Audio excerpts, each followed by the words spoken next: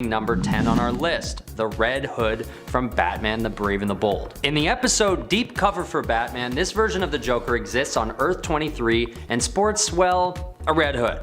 Although his face is mostly obscured, we do catch a glimpse of a few features that can basically confirm that the Joker is under the hood. His trademark grin, pale skin, and a bit of green hair show that this Joker is actually supporting Batman in the fight against evil. After fighting off some bad guys, Red Hood Joker actually thanks Batman and hopes he can return the favor. Sure enough, in the very next episode, Game Over for Owlman, they team up and defeat Owlman, who had previously impersonated Batman and ruined his reputation.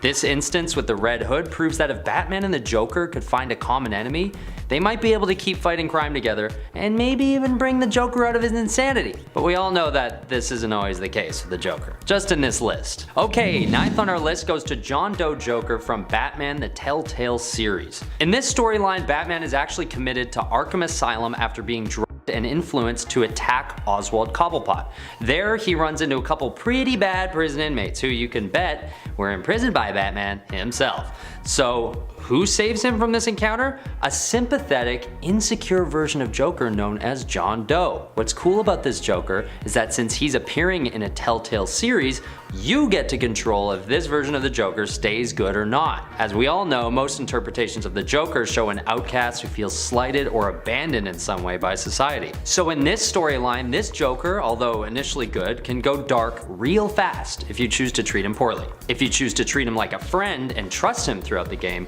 he'll eventually help to take down the agency, putting his life on the line in the process. But if you choose to treat him like a tool to get what you need, he will pick up on it and start to adopt homicidal tendencies. Man, this dude is sensitive. 8th on our list is from a Batman Captain America crossover, where this version of the Joker teams up with Red Skull. I know, not very heroic yet, but just wait. In a page that has become something of a meme in comic book culture, the Joker is shown learning that Red Skull is actually, in fact, a Nazi. And when Red Skull tries to equate Nazism to Joker's own evil ways, the Joker actually says, "I may be a criminal lunatic, but I'm an American criminal lunatic." He then sprays Red Skull with some kind of green poof in an attempt to kill him. Later in the comic, the Joker actively seeks out to kill Red Skull, stating that he's actually planning on helping Batman put him in a cell for the rest of his life. So yeah, although this heroic version of Joker isn't necessarily an alternate version of the supervillain, he is an iteration of the Joker that draws a line in the sand on his own limits to what is too evil, even for the crazed clown prince himself. Okay, 7th on our list goes to the Joker's Wild Jokers. Yes, that's plural. For those of you who aren't already familiar with Tangent Comics' Joker's Wild, this storyline features a modern version of reporter Lori Lamaris, who fights crime with her two other Joker teammates, student Mary Marvel and entrepreneur Christy Xanadu. These three Jokers are up against a big foe in this storyline on Earth 9, facing off against an evil tyrant Superman. So yes, these versions of the Joker are actively seeking out evil and fighting against it. Although it doesn't turn out so well when the tyrant Superman ends up torturing and eventually killing Mary. Christie's whereabouts remain unknown and Lori's imprisoned for 10 years. When she gets out, she decides not to take up the Joker costume again and instead continues under the identity of Manhunter. But for that brief period, the world was introduced to one of the most unique, heroic alternate versions of Joker on our list, and we're better off for it. At number 6, we go to Earth 3. First appearing in countdown number 32, Jackie, a struggling stand-up comedian, eventually assumes the title of the Jokester and becomes known as something of a hero to Gotham. Much like other versions of Joker, Jackie has been bullied his whole life and is getting sick of it. So when Jackie witnesses Owlman kill the owner of the Last Laugh comedy club, he decides enough is enough. With Harley Quinn as his manager, he changes his act to focus on ridiculing Owlman. By doing this, he becomes a kind of hero to Gotham, which had also become kind of tired of Owlman's tyranny. But only when Harley Quinn is killed and Jackie's mouth is sliced open in the classic Joker way, he assumes the identity of the Jokester. Jackie, aka the Jokester, although having lost all of his sanity, still dedicates his life to ridiculing and humiliating Owlman. Owlman is a pretty brutish vigilante assuming a role on Earth 3 as a supervillain, so the Jokester's efforts are absolutely known as being heroic. And that's why he belongs on our list. Okay, number 5. This is a weird one. In this storyline, a version of Joker is set out to kill an evil version of Batman, who was created by an evil Joker in a big battle, but that's not the Joker we're talking about.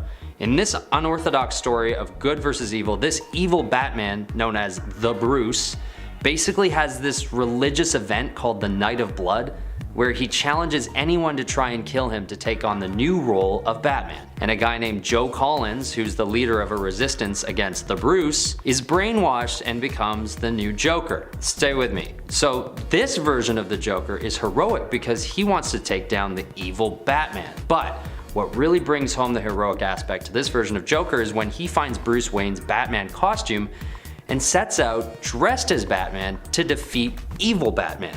So it becomes Batman under the influence of an evil Joker facing off against a good Joker posing as Batman. I told you it was strange. Number 4, we've got the Joker from Superman Distant Fires. In this universe, a nuclear holocaust has killed off most of the population of Earth, killing many superheroes and supervillains, leaving any survivors without superpowers. One of the sole survivors is Clark Kent, who eventually finds a jungle refuge where a few others have survived, including Wonder Woman, a one-legged Flash, and Joker. What's interesting about this version of the Joker is that the nuclear holocaust was so devastating that it rendered him sane. That and the fact that he'd gone years without Bruce Wayne as his nemesis after Bruce was killed in the nuclear event. I guess in a universe without any good, the evil finds a way to balance itself out. Either way, I think this storyline gets the point across. A nuclear holocaust would be so bad that it would turn Joker good. So let's avoid that. At number 3, we have the Joker from Batman R.I.P. This Joker is not quite as cut and dry heroic as the others so far on this list, but he definitely deserves a spot on the list nonetheless.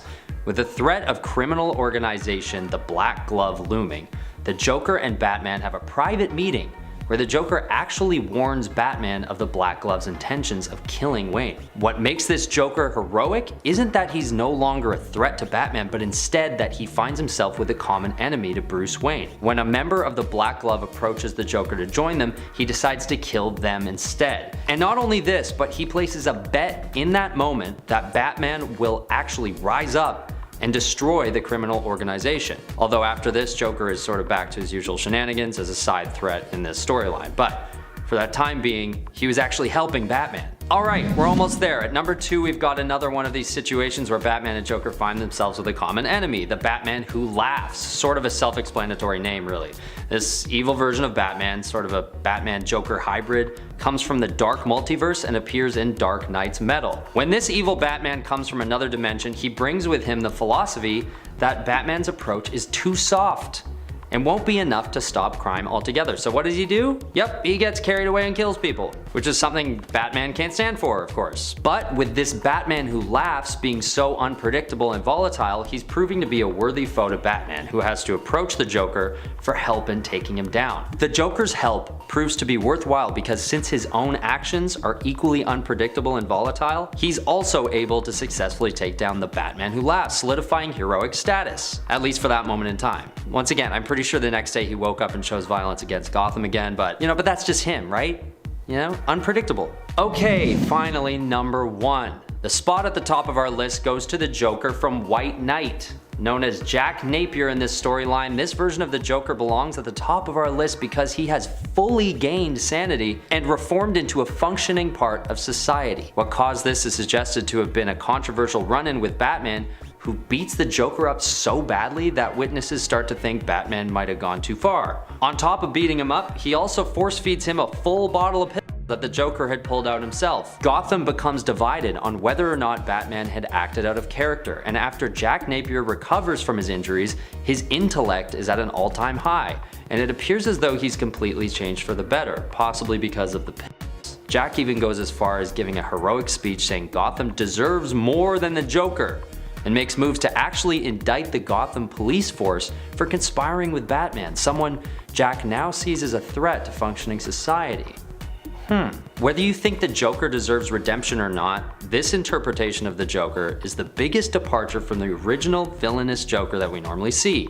His clean look, his reputable character, takes the character and ultimately does a great job of making us stop and think what it is that makes the original Joker what he is. Number 10. Batman and Harley Quinn.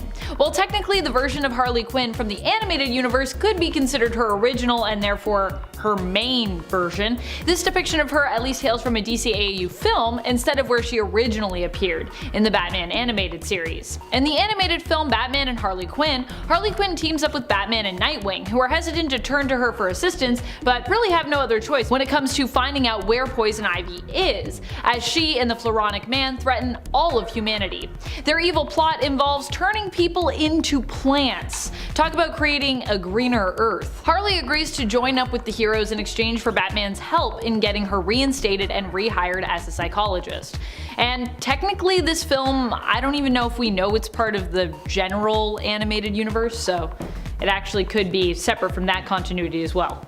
I don't think it's ever clarified, but it is an animated film, which is why some people consider it part of that continuity and some people consider it outside of the continuity. Number 9. Harley Quinn, the animated series. In the Harley Quinn animated series, Harley isn't a saint per se, but she does help to save Gotham when Joker has the city in his grasp, and she also ultimately decides against using parademons to conquer Earth, despite the fact that she is currently crushing the forces of New Gotham and could probably have stood a chance to not just kill Jim Gordon, but also take over the whole planet with her parademon army at the behest of Darkseid, if she was feeling like it. And even though she had been considered worthy of joining Darkseid and conquering Earth in his name.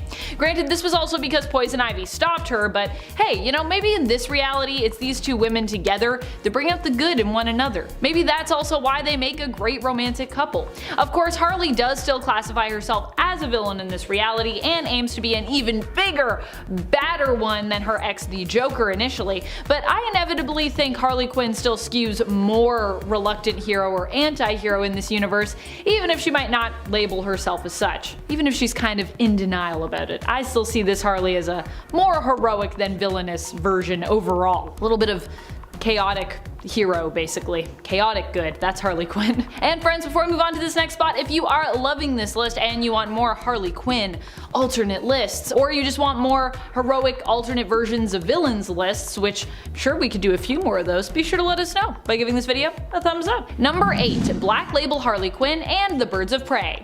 In the DC Black Label limited series Harley Quinn and the Birds of Prey, Harley is out for revenge after her and the gang of Harleys Coney Island home, the Dreamin' Seaman, is burned to the ground when Big Tony forgets to keep up payments to their criminal mortgage lenders. Harley is headed back into downtown to try and deliver some payback, but also has to dodge the Birds of Prey and Officer Renee Montoya, who are working together to prevent her return for her own safety. And the Joker, who would very much like to endanger his ex, Harley Quinn's safety.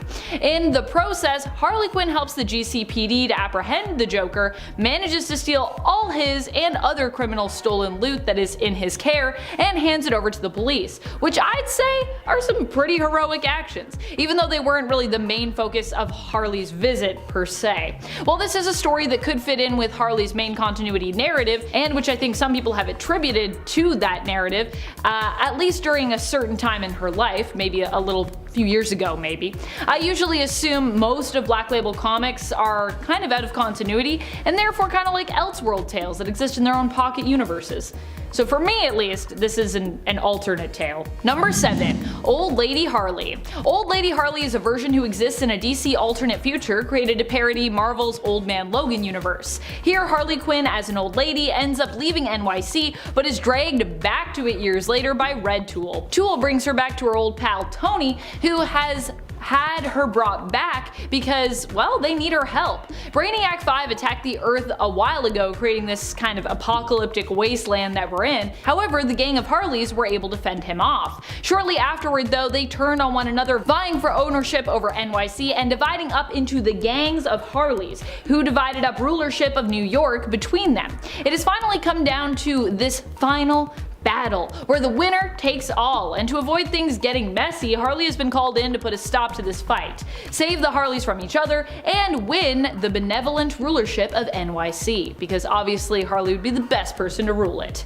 Harley succeeds, of course, and uploads a copy of her consciousness to Cy's old cyborg head, since he himself is dead and not really using it anymore. Using that tech, she's able to guide the Harleys and protect New York, even when she isn't there, freeing her up physically to get the hell out of Dodge and continue on her own adventures. Number 6. DCEU. In the DC Extended Universe, their cinematic universe, we are introduced to a version of Harley Quinn played by Margot Robbie. While Harley definitely has a bad side here, she is also a villain with redeeming qualities. She is smart, capable, strong, and generally she's pretty lucky. The problem mainly with Harley in this universe, as we learn in David Ayer's Suicide Squad, is her attachment to the Joker. And we see that when she finds herself free of him, she ends up on a more reluctant path that leans more towards anti-hero than just straight up villain. Sure, Harley is still at times selfish, but it's clear that she cares about the general well-being of those who, like her, struggle to find a place to belong. In Harley Quinn and the Birds of Prey, she ends up uniting the powerful heroic group of women known as the Birds of Prey, and turning the DCEU version of thief Cassandra Cain into her own young protege after saving her life, or helping to save her life at least. She fights to defeat the baddies and help save the day, and then she goes on to prove just how noble she can be once again in James Gunn's The Suicide Squad. Number 5. Future State. One of the more recent alternate versions of Harley Quinn comes from the Future State reality, which might in ways end up partly our DC main continuity future, but will also likely diverge in enough ways that it'll be considered different. So now this is kind of an alternate reality. Even though before we were promised this would be the main reality. Lies! Lies! I mean, we already know that it's going to be different in the world of Batman, especially because of how the Bat-centric Fear State event went down.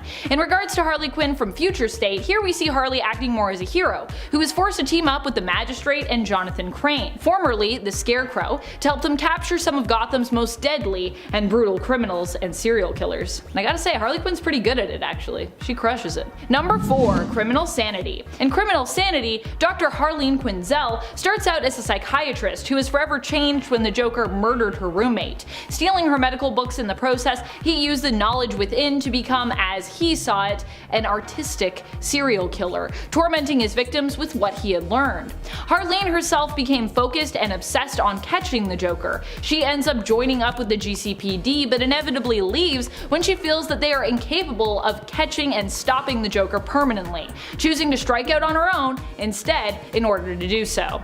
Although, that'll probably be in a part 2 to this story. Kinda ends open-ended, hoping we get more of this.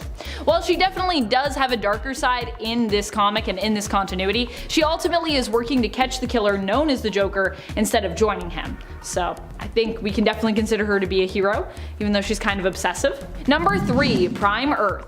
Since the Batman animated series version of Harley Quinn is technically the original, Prime Earth Harley Quinn, oddly enough, kinda counts as an alternate. This version of Harley is currently an ally of the Bat family and operates more as a vigilante in Gotham than a criminal. Currently, this is probably the most heroic version we have seen of Harley Quinn in the main continuity of the comics. Harley operates almost as a Batman sidekick following the events of Joker War, and even during that event, if it wasn't for Harley, Batman actually might not be alive today. Harley was the one to help Bats after he was infected with Punchline's special brew of Joker venom, which made him quite sick and caused him to severely hallucinate, struggling to discern reality from deranged fantasy. If anything, Gotham would at least be in a lot of trouble if Harley hadn't helped him. I feel like Batman might still be tripping out. Number 2. White Knight. In the White Knight reality, Harley Quinn has become a straight up hero. Here we see Harley Quinn become the sidekick and one true love of Jack Napier, who suffers from a sort of dissociative identity disorder where he also becomes and lives with the persona known as the Joker. Eventually, Harley leaves Jack, but when he gets the help that he needs and is able to escape his Joker side, the two actually come back together. Batman in essence becomes the antagonist of this story, having gone too far when it comes to his mission to put a stop to crime. And it is Jack and Harley who are forced to do something to put a stop to Batman's crusade. In the end, Jack dies, succumbing once more to the darkness of his Joker persona. Batman ends up in prison, and in White Knight Presents Harley Quinn, we follow Harley, who ends up teaming up with the GCPD to catch a criminal, becoming part part consulting psychological criminal profiler, and part straight up vigilante.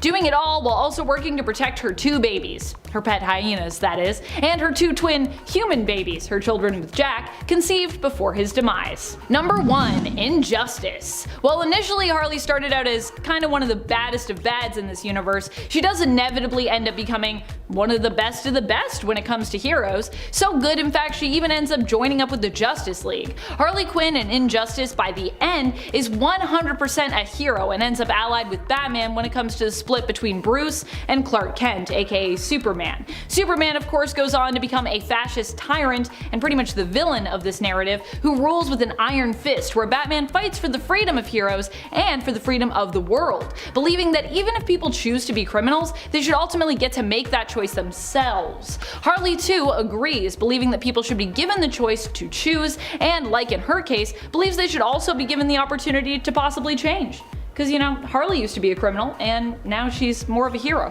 Number 10, we have Magneto from Earth 9997, or Earth X. In this arc, the governments of the world enlist Sentinels to round up all the mutants they could find and put them into quarantine camps. This angers Magneto, who sees mutants as his brothers, and he knows he can't just fight against the Sentinels there and then because they're immune to his powers. So, instead, he tricks them into following him to the Savage Land, where he knows the air was thick with iron, meaning he could manipulate it to defeat the Sentinels. So with that plan in effect, Magneto uses this advantage to construct Sentinel City with the help of the robots, and has his former lackey Toad endowed as an honored citizen, which is pretty nice of him as well, if I do say so. Down the line, when Absorbing Man tries to absorb the entire island of Manhattan, Magneto unleashes an all-out assault using his Sentinel army to defend New York. He fails, but at least he tried. So saving his entire race, trying to save New York, and being nice to Toad, I think it's fair to say that this version of Magneto acted heroically with some pretty dang good intentions. Number 9 on our list comes from the Secret Wars storyline, where the X-Men turn to Magneto as an ally to help defeat the Beyonder. In this reality, there is a common enemy for superheroes and Magneto to face together. This isn't done without some friction though, as the good guys still hold things against him. In fact, when they first consider joining up against the Beyonder in issue 1, everyone argues with Magneto, who won't stop pushing his problematic philosophies, but Professor X vouches for him, and in a later issue, after some more infighting, Magneto finally comes around. The tough part of this storyline is that Magneto really is a huge asset to the team in their efforts against the Beyonder, but his arrogance and insecurities just make it so hard to work with him. So yes, Magneto is a hero in this storyline, but he doesn't really have that wholesome energy that most superheroes flaunt with ease. At least he stands by what he believes. I'll give him that much. Alright, at number 8 we have the Magneto from Captain America 5. In this storyline, Magneto is once again finding his way into Captain America's business, but not to team up with the hero. Well, in a way I guess he sort of is. This version of Magneto isn't much different from the rest. He's still got the backstory of the Holocaust, and with that comes a lot of totally justifiable and understandable resentment, especially when it comes to facing off against Red Skull, a known Nazi character. In Captain America issue number 367, Magneto spends the whole time chasing down Red Skull, at one point facing off against at least 9 Red Skull decoys. It goes without saying that the reader is meant to be rooting for Magneto in this part of the story as he seeks out his just revenge against Red Skull. I mean, Red Skull even does a salute and everything. It's an old comic. Can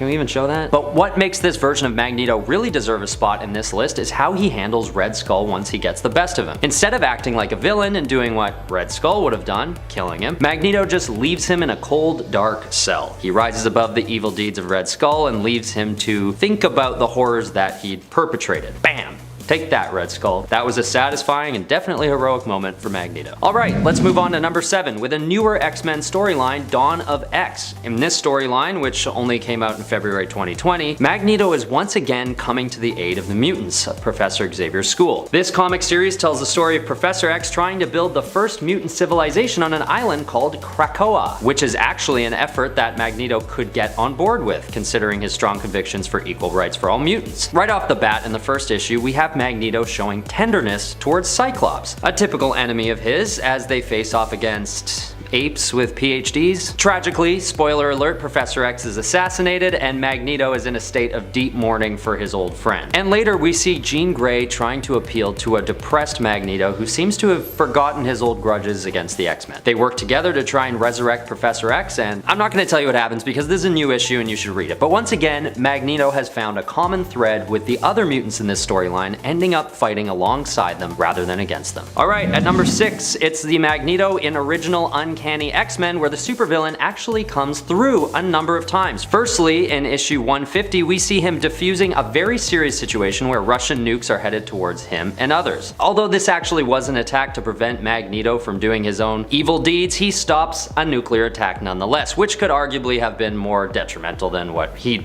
have planned. Further down the line in issue 200, there's a trial taking place where Magneto is facing charges against him, but he redeems himself when he saves the courtroom and eventually Professor X again from attacks from the Von Strucker twins, Andrea and Andreas. He ends up protecting Professor X at first from certain death, but loses him at the end of the day, and Professor X's dying wish is for Magneto to take over his school and to guide the New Mutants towards greatness, which Magneto agrees to do. We even see Magneto shed a tear when Jean Grey realizes that Professor X's energy is no longer detectable. And as the series goes on, Magneto does take over the school and acts in Professor X's place. I think there's a theme here. Magneto's good side only seems to come out when he's trying to protect or avenge his old friend Charles Xavier, and when he's fighting Nazis. Okay, at number 5, we have pre-radicalized Magneto from issue 161 of Uncanny X-Men. In a set of flashbacks, Professor X brings us back 20 years to when he was introduced to Magnus, aka Magneto. This version of Magneto appears to be caring and not yet troubled by his twisted philosophies that later dictate his questionable actions. In this flashback, which takes place near the end of World War II, we see Professor X and Magnus trying to rehabilitate a young woman who had once been a prisoner in Dachau, infiltrating her mind and trying to free her from a catatonic state. This effort seems to be one of good nature on the part of Magneto and shows an alternate version of him that is protective and concerned. He saves Charles and the young girl from a cave, collapsing it on Baron von Strucker and levitating them to safety. Of course, this is soon muddled up by a conversation that he had with Professor X regarding philosophies of mutants and where they inevitably disagree. They end up arguing and Magneto flies away with a bunch of gold they just found together. Well, you know, it was nice while it lasted, right? Okay, at number 4 we have Magneto from X-Men Legacy. We find ourselves in a world where mutant kind is at risk of extinction. An army of Sentinels have made it their duty to exterminate all mutants, another common enemy that Magneto and the X-Men decide to face together. In issue number 237, Magneto is depicted without his typical costume and super jacked, facing off against a convoy of Sentinels sent to finish off the last remaining mutants. He fends them off the best he can, protecting Cable and a young new mutant, Hope, classic, who is just that to the mutant cause, the only hope they had left. You see what they did there? Anyway, in this epic confrontation with the Sentinel horde, Magneto gets a one-up on them when he reveals that the asteroid they're fighting on had been built by himself, and it had been built out of, you guessed it, iron. So he pulls up some big nasty spikes from the ground and takes out a handful of them all at once. That's right, an absolutely jacked, zaddy Magneto holding the final frontier before the extinction of all of mutant kind, using his final shreds of energy left to do something so heroic, it arguably changed the outcome of this whole storyline, for the greater good. Alright, number 3, we've got the Magneto from Earth 2149. For those of you who don't know already, they did us the absolute service of creating a series where Marvel superheroes and villains alike face off against zombies. And not only that, but superpowered zombies. Yes, the infection only affected those with superpowers, who quickly overpowered the non-superpowered population, humans, but one of the biggest forces defending against the zombie horde is none other than Magneto, who takes his last stand, cutting the zombies off from other dimensions. But when this Magneto really starts looking like a hero is when the battle ensues between him and the zombies. This is heroic because although he's still facing off against the good guys, they're not really the good guys. They just sort of look like them. Unfortunately, this doesn't last long before Magneto's hubris once again gets the best of him, and while he's bragging, he gets snuck up on and torn to pieces by Zombie Hulk and Zombie Thor. But once again, it was good while it lasted. Number 2 goes to Magneto from the Age of Apocalypse universe, where he dedicates his efforts to going back in time and preventing his friend Charles Xavier's death. In a world where the extremely powerful supervillain Apocalypse reigns over America, Magneto sends Nightcrawler, Colossus, Kitty Pryde, and Gambit to find ways to protect humans from a genetic war that he knew was looming. That's right, he was protecting humans in this reality, seemingly going against his usual resentful philosophies that couldn't allow for coexistence. Once his mission succeeds and the original Marvel universe is restored, Magneto turns to Apocalypse and tears him apart. This arc ends with Magneto reunited with his wife and son, standing along a Charles Xavier who is once again alive and well. And with Apocalypse gone for good, all was right in the world, at least for that time. And it was all thanks to the leadership and heroic actions of this alternate version of Magneto. At number 1, we have Magneto from Magneto Testament. This is not a light read.